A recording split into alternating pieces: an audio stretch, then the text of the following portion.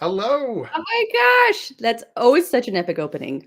I Like I'm know. I'm watching the video clip and it's so funny because last time I did one of these live streams, we were talking, you're watching that and you're like, huh, I wonder what that's going to be like. That's really fascinating. And now I'm just getting all kind of warm, tingly, excited nostalgia about all of it. So it's because you kind of nice. did it. Yeah. Yes. Well, hello. I'll maybe start this properly. My name is Amber. I'm with D&D in a Castle. Welcome to our DM deep dive with Jim Zub.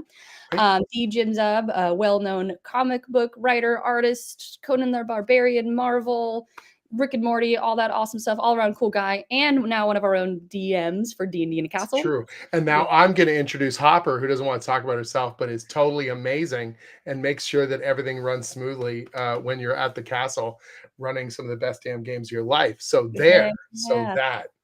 Yeah. Thank you very much.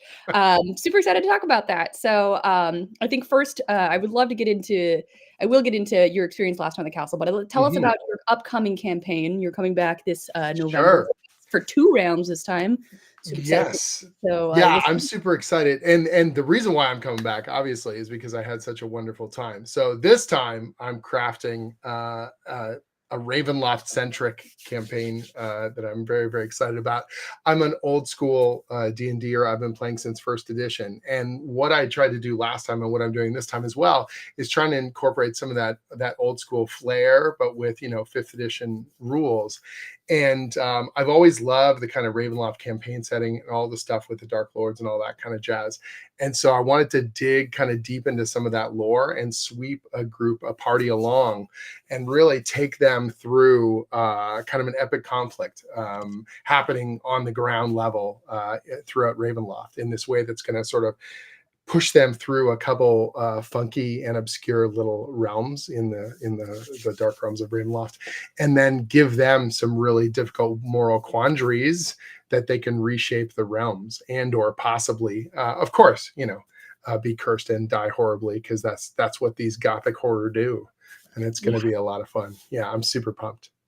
Yeah, I mean, as you do, Yeah.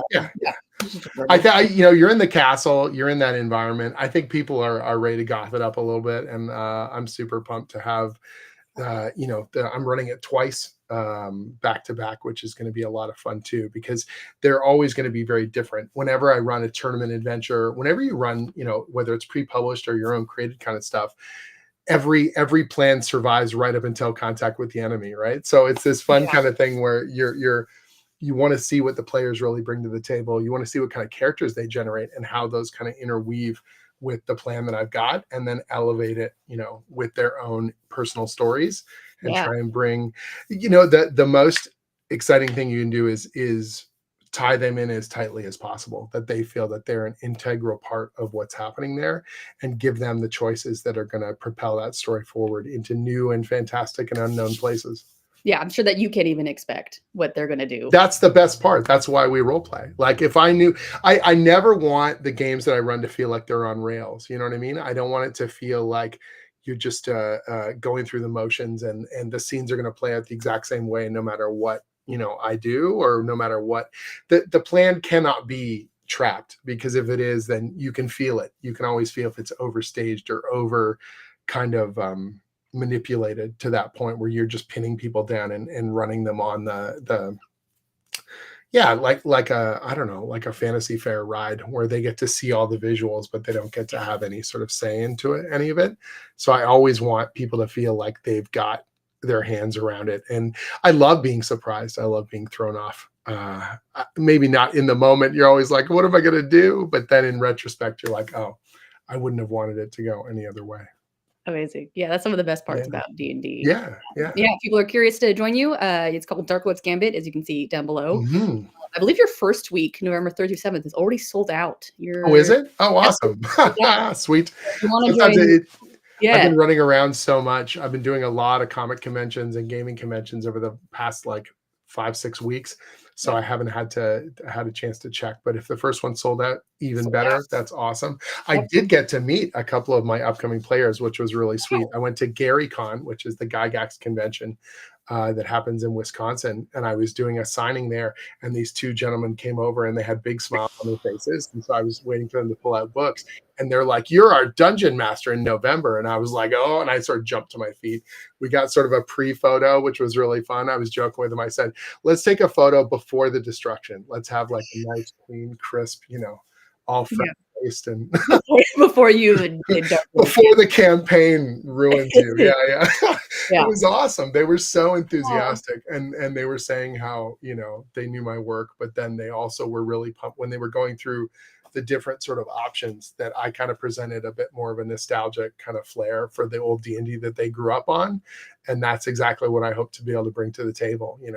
So all the best of the Cheeto stains and the beer and pretzel play, but not necessarily the bad old school.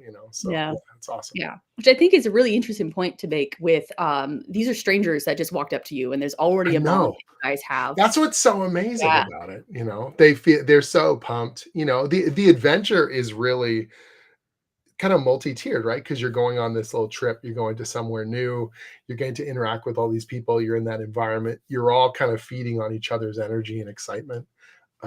It's really, really special. Yeah. I mean, talk a little bit about that for anybody who's like, I don't know if I want to go play with a bunch of strangers and like sure, like that. I mean, coming in. Yeah, it's weird. Like, if you haven't been to a convention before, I mean, if you've been to a convention before, it's like that kind of on steroids, right? Like it's this, kind of super focused, incredible environment for play and escapism. If you've been to a convention before, there's always, ongoing tournaments and games, and you end up playing usually between 2 and 4 hours. You'll do a one-shot adventure or a demo play, maybe for like half an hour, 45 minutes, just to try out some mechanics and see how a game works.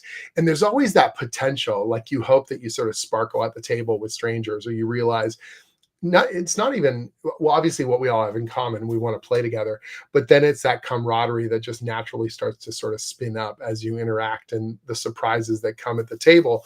And this is that charged over 3.5 days of intense play, the kind of which I have just not had since I was like in high school or university, where we had God forbid, the entire weekend that we could just play endlessly and not have to worry about responsibilities. Or at university, my older brother, he was at University of Waterloo, and they would have these RPG tournaments, and you would like show up. If you didn't have 6 players, you would assemble a group of 6 players, usually with strangers, and then you'd be thrown headlong into this adventure, and everyone was going on the same adventure.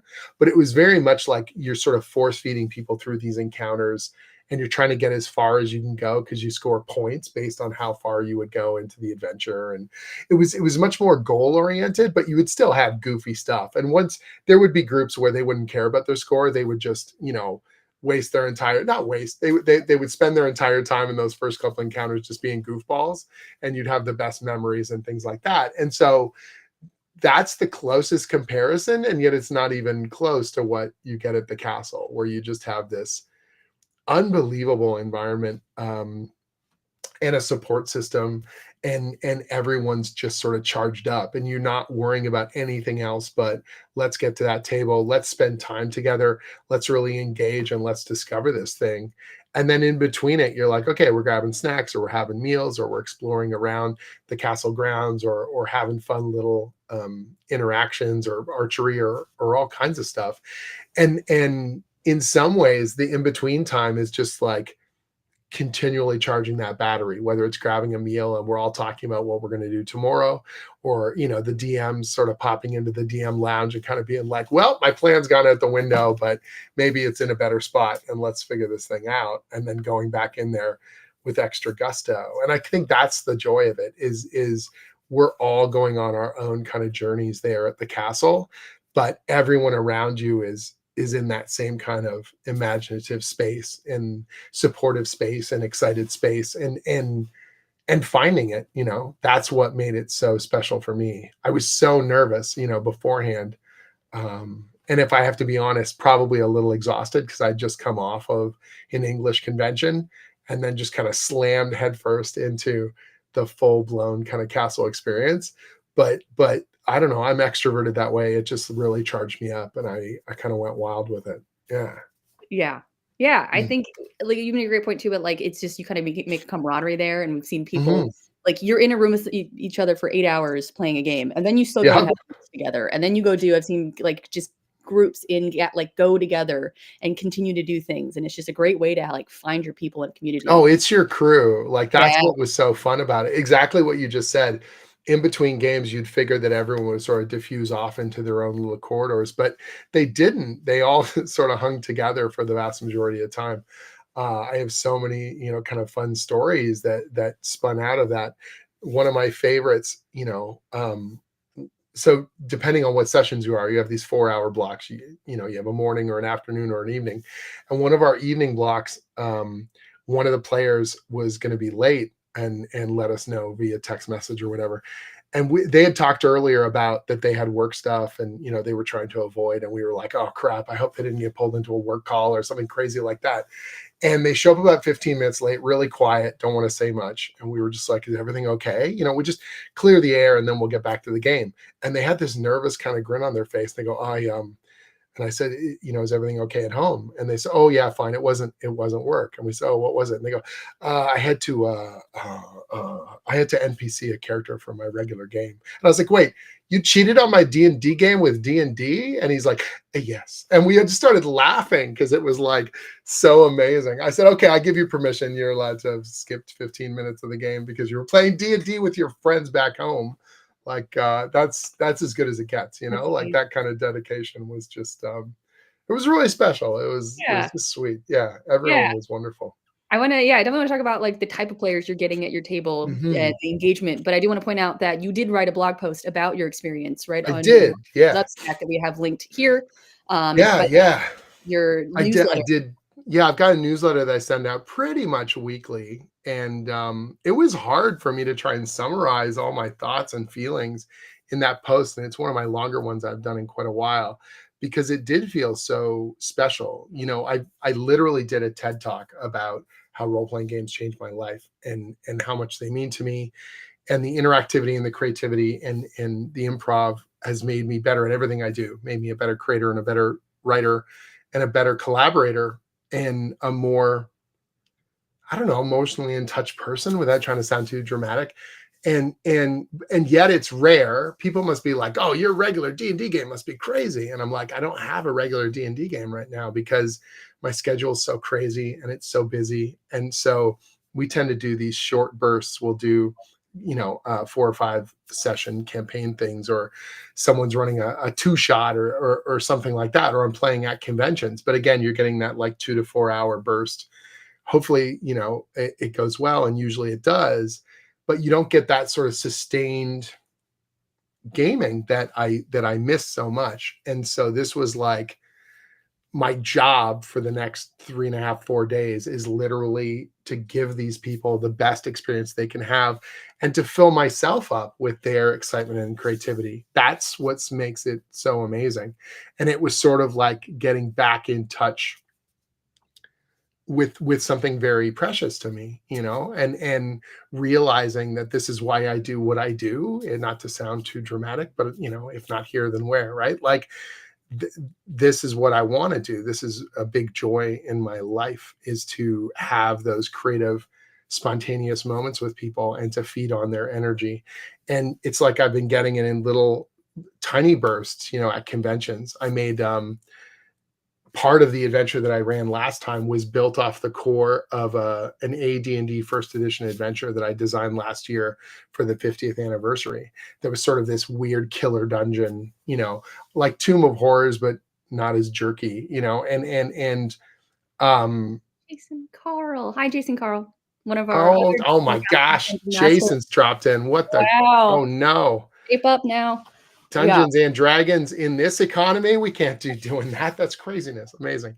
I saw Jason actually at GaryCon as well. I saw B Dave. We had this amazing photo. It was sort of like there's a bond there. The Castle DMs now. You really do feel like you're part of a crew, which is kind of amazing.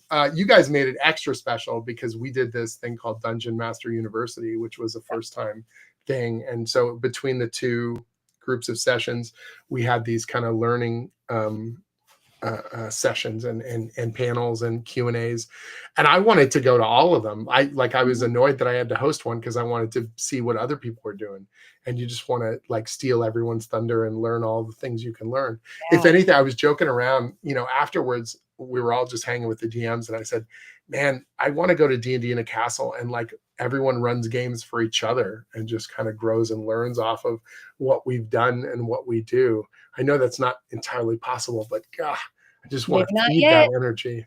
That would be the coolest D&D camp ever, by the way. It's like, all right, B. Dave Walters is going to run a 20th level combat scenario for the next 2 hours. And then Jason Carl is going to goth everything, to the gothiest. He's going to hit the walls with the vampirist thing you can imagine, and it's going to be dark and wonderful and atmospheric. And then Mark Muir is going to NPC you into the ground because he is one of the greatest, and Belinda will come shooting in from some angle that you don't expect and scare the crap out of you. And oh my God. Everyone is so great, right? That's the thing. It's like we're all feeding on each other's energy in a really, really unexpected way. Alicia is like the queen of pulling together these incredible terrain and miniatures, and it's a style of play that I don't gravitate to, and yet I'm so fascinated to see other people do it. You know what I mean? Like that's what's so fun about it. I was really nervous when we were putting together the Q&A of, what are the traits that I have in my game, and people are going to check the boxes and then pick my game. And I was sort of like, well, I see all these photos and people have got, I was sort of joking, like the theatrics, the cosplay and the light and the smoke and all the stuff. And I'm like, it's not really how I do it, but I'm glad other people are doing it. And I'm glad that but I will not be putting on like makeup and very often, or, all that kind of stuff. That being said, it's not like I haven't ever done it. It's just, that was like a very particular live stream game, but I've got a very kind of old school bent on these things. And we're doing a lot of theater of the mind stuff. And there is some miniatures, but it's more just like enough to ground the play and then let's kind of go. But it's you and me, and we're interacting, and we're always going to be interacting really intensely and building this drama and this story. And then I see other people and they're crafting, the lights and the candles and the intensity. I'm just like, okay, that's cool. Now I'm actually wondering if I should incorporate more. And even over the course of the game, I was starting to incorporate more music and more atmospheric stuff. And I didn't realize the depth and breadth of the miniatures library that you guys have brought to the castle. I mean, I saw the list, and it's an abstraction when you see this Excel spreadsheet of all the crazy terrain and all the monster options, and you're like, oh yeah, I could use some elementals or something. But then when you actually see it laid out in front of you, and you're like, oh man, like 8-year-old me would have lost his, I'm 48-year-old me is losing his mind. It's wonderful. It's delightful, Yeah. That's what's so I great. think I remember you came in and you were like, I don't know if they made poor choices or something, and you were like, we need all of these elementals. I just need these elementals. We have to burn and drown them in the next encounter, Yeah. We've had a lot of DMs be like, players made a bad choice. I need a dragon right now. And so right. I love that kind of stuff. Yeah. Which I think go ahead. Oh, sorry, go ahead. No, I said I had actually a question that you kind of answered about in our newsletter today. We talked about like the qualities of the DMs that come to D&D in the castle, and you just threw out a bunch of big names already that come very regularly. And so I guess in your experience, like people who are again not sure, maybe they haven't played or seen these DMs playing, like what can they expect when they come to D&D in a castle? I think that's what's so great about it is you kind of, because you get to fill out that questionnaire, you get to really zero in on a style of play that you're excited about. GM Tim, when he ran that chronicle mode, over the course of multiple editions of D&D, or you are literally stepping through Dungeons and Dragons history, that's the kind of ambitious play you dream about being able to do at your home table, or you dream about being able to do at a convention, but it would be just barely skipping over the top of it. And here you get to just sort of like hunker down on that play. When I saw how many people at the castle were return players, and you know, there are people who obviously this is a once in a lifetime kind of thing, and they do it, and that's amazing. You're so glad that they did it. But then I would talk to people just in the lounge, you know, in the evenings or in between games and the meals, and they would say, "Oh, it's my third time here," or "Oh, you know, this time I've come with these people," or you know, someone like Jason who endears such loyalty that he literally has a 6-person group that comes every year. And last time we were there in November, 2 of them got married and he officiated the wedding.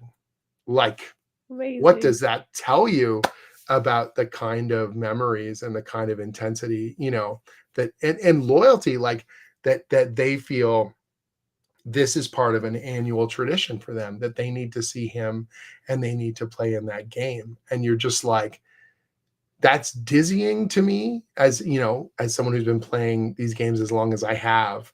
That's the kind of dreamlike environment that you would talk about with your, I don't know, when I was a teenager. Like, wouldn't it be cool if you could just be in a castle and you could just like hang out with the coolest, most fun, exuberant people and put your all into it, and no one's going to judge you or act weird. If anything, they're going to encourage you and be excited with you, alongside you. And when this thing's all done, you're going to have the memories of a lifetime, you know? And I would tell other people about it, gamers or non-gamers. And at first, of course, they all kind of give you that weird side look of like, wait, so you sit in a castle and you play games? And it's like, look, right, some people go watch, you know, get front row seats for their favorite sporting event. And some people, whatever, they just want to go fishing, or like whatever works for you as a hobby, works for you as a thing, an interaction. Some people go to the boat show. Like, I don't think it's that out of whack. Whatever you're into, if that's where you find your bliss or that's where you find your people, then that's what you should do. You know, that's the thing. There was a married couple in my group. They were both doctors, you know, they're from New York, and this was their second time going to D&D in a castle, which at first was incredibly intimidating for me, because I thought, well, clearly they had a wonderful enough time that they immediately signed up to do it again. And now they're at my table. So not only do I have to bring this world-class game, but they're going to compare me to whoever they had the time before. And yet, in some ways, they were 2 of the best players that I had, because they knew more about the castle system than I did, because everything I knew was sort of abstract and they had already done it. So there were 2 of my players helping me. We're like, oh, don't worry, you just go over here and you get that. Or just, you know, I was really worried about using the resources, using you and everyone else in the team, because I'm Canadian, like by nature. I don't want to be any trouble, you know, like I don't. I'm used to just making paper, you know, pennies and stuff at the table. I'm not used to having access to all this crazy stuff. You know, it's theater of the mind for the reason, because I don't have those kinds of resources at my disposal. But to then realize it was like, no, that's what this is. We're all here for. We're all here to build the thing. And here's your bespoke music that we got put together for you for your adventure, which was mind bending. We had our own little song. Here's some special 3D printed miniatures that we had in place. Here's your little dice towers. Here's your mood lighting. You know, if the castle's a little chilly, just let us know. We'll bring you some blankets. It was like, what the hell? This is wild. You know, it's like mom's bringing us, you know, milk and cookies, for crying out loud. And I get to sit around the gaming table, basically. You want milk and cookies next time? We'll get milk and cookies for you next time, Jim. You heard it here on camera. They just told me we got the. You know what is funny is there's a dessert spread every night. Every night, like you take a break and you go wander back, and like ours was in the sort of outer one of the outer rooms. So we'd wander across that courtyard, and then we'd go in, and there would literally be this like dessert buffet. And you're like, I'm in my head still thinking about how the next scene's going to go, or the repercussions of insanity of what the players just did to me. But I'm also grabbing brownies and ice cream and pie or whatever, you know. It's crazy. It's crazy and ridiculous. And that was the thing. I kind of it's a little hard to explain to people. You know, anyone in the gaming space, of course, they were immediately like glommed on. All right, tell me how it works. All right, the video footage looks great. Cool trailer. what's the reality? And I was like, do you want the good news or the bad news? They were like, what's the bad news? I'm like, I'm hooked. They're like, that's the bad news. Like the good news is it is pretty much what you see in the trailer, and it's a lot of fun, and kooky, crazy people. It's like a gaming convention, but you strip out all of the non-gaming sort of bits and you give yourself the ultimate backdrop, and but resources and enthusiasm and the whole 10 yards. Like every night I was going to bed and my mind was just whirling, trying to think about, okay, how am I going to pull this off? And it seems like you have to fill that incredible amount of time. You're like, how are we going to do whatever, 24 hours plus the prelude, so like 26 hours of gaming. And then you're coming to the last little sprint of it and you're like, I don't think we have enough time. I think we've built too much joy, too much insanity, and how are we going to hit the ground? And then you finally do, and it's this insane kind of energy exhale, and you're just like, what just happened? Where did 3 days go? Also, why am I sleeping so deep? Yeah, it's a whole thing. I think too much joy and too much insanity is a really great way to put for D&D in a castle. It's just so much fun and it's so hypercharged. Yeah. It is hypercharged. It is like, and I because I showed up during the DM University, it was a good lead in for me, thankfully, because it gave me a couple days to acclimatize and get a feel for the geography of the castle. You did a one-shot Pumpkin Panic. I did the one-shot Pumpkin Panic. I did the keynote speech at the banquet, which was intimidating and wonderful and went even better than I could have imagined. What was so fun about that was I think that was Guy Fawkes Day, because I finished up the speech and I walked outside I was so warm because I was so nervous. I walked out after the speech and steam is like pouring off my body in the cold November air in England. And then firecrackers are going off because it's Guy Fawkes Day. And I was like, well, that seems auspiciously wonderful. Like I did a very good job, because firecrackers are, fireworks are going off. That was for you. Yeah. That was clear. Newcastle was like, heard you did a good keynote. Nice job there, buddy. It was really good. It was really fun. And that was my first night. And I was just like, okay. Then we had the 2 days sort of in between transition through. And by that point, I had a better feel for where everything was. The castle's not massive, but it is confusing. There's some, the routes and the hallways and the little stairwells. And then once you get it, and you're like, oh, okay, this all makes sense. I had to laugh because by the last day I understood where everything was. And I remembered the weird ass route that I took when I arrived, trying to figure out where all of you were. And I was like walking down the hallways, pulling my luggage. Like, I know I'm in the castle. And I hear voices, I just can't seem to find the registration area. So it was kind of hilarious. I just missed it, because just one stairwell off or whatever. And that was also really funny too, because everyone was wrapping up their games that day from the first half, and all these DMs come walking out of their games and they're like, oh, hey Jim, how's it going? And they're all like wiped, and I'm like, aren't you excited? And I didn't understand the sheer amount of energy that they had poured out into their games. And I was like, man, everyone seems a little low key. And that dinner that night, everyone sort of pepped up and were telling funny stories and anecdotes to wrap up the first half. But everyone looked bagged, like they were just, and smiling, big smiles and big, joy. But like that kind of, like they just run a marathon, and that kind of exhausted, okay, we did it, this was awesome. And then you see them charge up again. The DMs all charge up in those in-between days. And then, of course, I ran my, alongside them the second half, my game. And at the end, we all had that runner's high, and we were stumbling around high-fiving, like, how'd your game go? Great. Yours? Great. It was really good. Yeah, it's good. It's a really good crew. I'm very happy. I'm just going to go get a drink and then I might collapse, and the feeling of a job well done, which is, is extra sweet at the end of it. Yeah, which shows that you're not going to get DMs who are just putting half in for everybody. No. 150% for these players who are giving back another 150% because that's what they're here for. Yeah. And because you have those thick stone walls, you're also not afraid to kind of raise the volume as well. I was in the room right beside Mark Meir, And the first day I was like, how did it go? I thought I would hear you through the walls or whatever. No, it's like solid stone. It's a castle.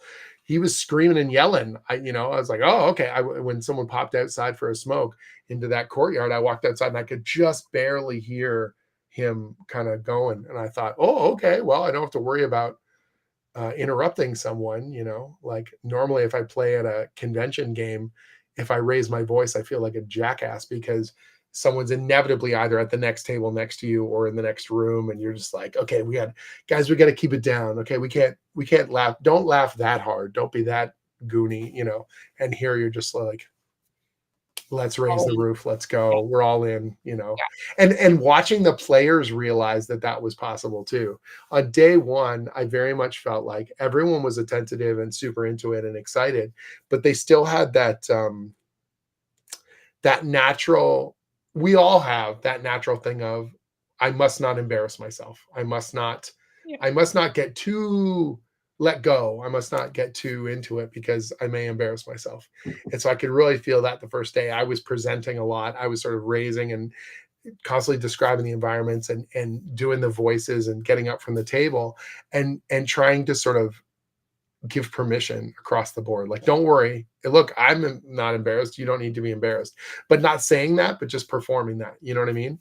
And you do that for 8 hours and you're like, oh man, that first night, I really crashed hard. I was really, really exhausted. I woke up the next day and I thought, okay, I really hope they meet me there. And it was like we had breakfast and we immediately went back to the table. And it was like we'd been playing for 6 months together. All of a sudden, the camaraderie just instantly tuned up. Everyone was making in jokes. I didn't have to say what happened last session because it was yesterday. And we just clicked in, but even better. It's like we clicked and then hit a higher gear. And day two was like, that's when I really felt it. Like day one was super fun and it was good, but I had a lot of nervous energy kind of bubbling underneath. Like, are they going to like me? And then I think they had a lot of nervous energy of like, is this going to go well? And we were just trying to figure it out. And we found it. We got through a bunch of stuff, but day two was suddenly like supercharged. That's when I just went like, oh, okay. I get how this works, and this is the best case scenario. And wow, this thing is going to be a wild ride from start to finish. Yeah. Well, so we're getting over time, but this is so fun, and we actually do have a question from a player that I would love to get into. Apparently, this player said they had the pleasure to play with you before. Very sweet. Alessio, pardon me if I am saying yes. Yes. I was very curious to know your voice repertoire when DMing, what works and what doesn't work for your DMing and like your style. So I think like my voice in terms of like NPC voices or things like that. I assume, so for me, inevitably you can fall down the hole of bad British accents and fantasy fare and things like that. You've got to shoot. The most important thing to do is try and avoid any scene where NPCs are talking to NPCs, because then you just sound like a crazy person where you're talking to yourself. But if I do have to do any of that, or I try and there's only a handful of NPCs in any campaign that are going to have a kooky voice or a strange voice.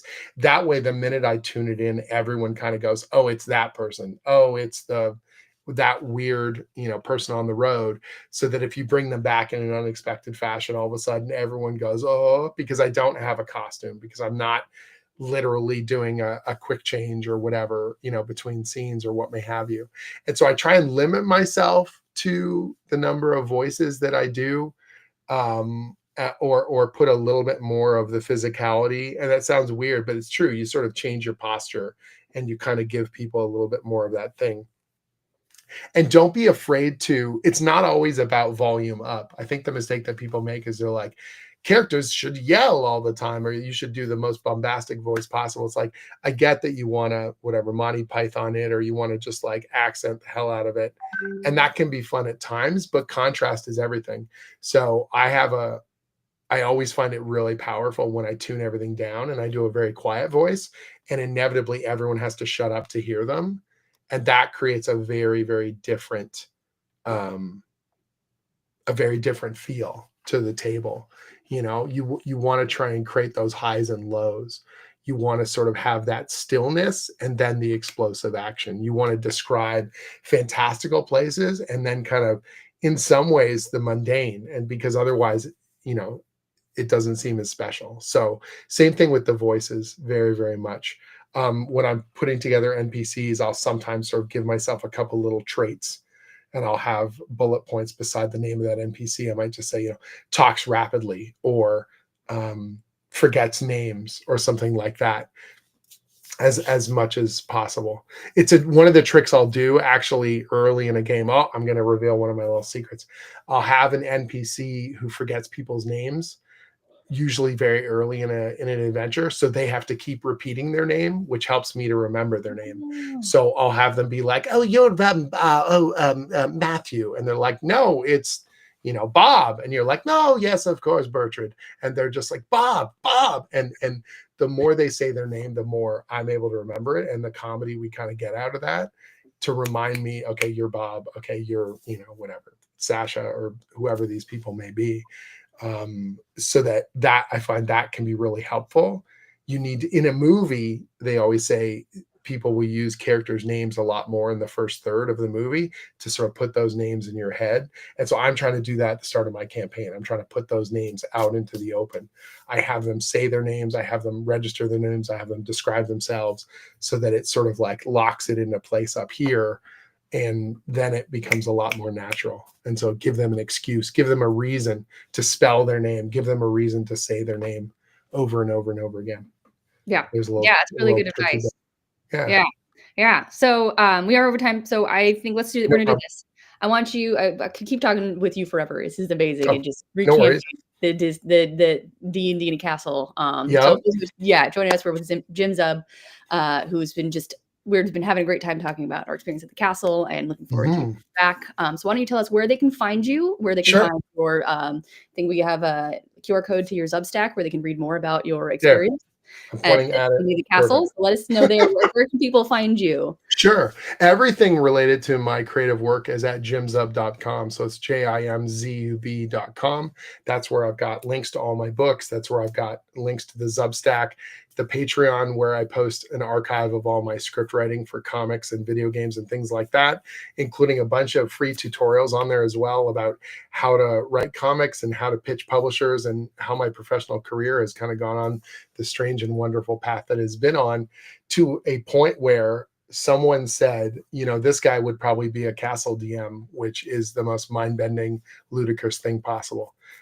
When I was a child, I could never have imagined. I lived through the Satanic Panic, man. Like gaming was supposed to be the path of evil and destruction, and lo and behold, we were right all along. It's the imagine path to telling your younger self that what you would friendship and creativity and camaraderie and joy. And that's what it has always been. And now everybody knows, and more people are finding out all the time. So it is a delight. Yeah. It's awesome. Well, so excited to have you back. You can join Jim's table. He's only got 5 seats left across both weeks. Madness.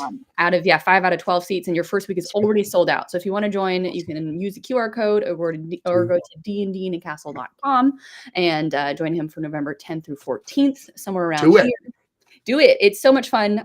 Just the laughter that I heard even coming in to bring you guys a blanket it was unreal. And it's like you said, it's just supercharged and it's amazing. Love to have you there. So why don't you take us out, Jim, give us a little snippet of your game again to kind of tease what's coming up, and then invite the people to come play at D&D in a Castle, in a Castle with you this November. If you think that Ravenloft is just Curse of Strahd, you don't know anything about the Darklords, and you don't know anything about the depth and breadth of the domains of dread. We're going to take you on a whirlwind ride through some of the high spots and so many low spots. We're going to be really tearing it up in terms of the lore, but bringing you in a way that I think will really surprise you and give you some terrible, terrible choices to make about the future of Ravenloft and the domains of dread and what your place will be within it. All the while, crazy combat, unexpected NPCs, cursed magic items, and maybe, just maybe, the adventure of a lifetime. Amazing. Thank you very much for joining us, guys, and we will see you next time, and hopefully at the castle. Take care.